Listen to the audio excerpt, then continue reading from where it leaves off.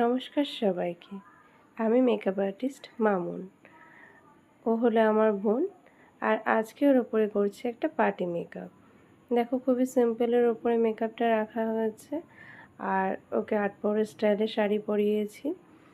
ও আসলে একটা নিমন্ত্রণে যাবে, তো সেজন্যই ওকে একটা হালকা মেকআপ লুক দিতে চেষ্টা করেছি। তোমরা দেখে বলবে যে কেমন হয়েছে। দেখো, মেকআপটা অলমোস্ট কমপ্লিট হয়ে গেছে। আর ওর উপরে যে আই মেকআপটা করেছি খুবই সিম্পল, যেটা 2 মিনিটের মধ্যে করে ফেলা যায়। আর এই হলো ওর ফুল লুকটা।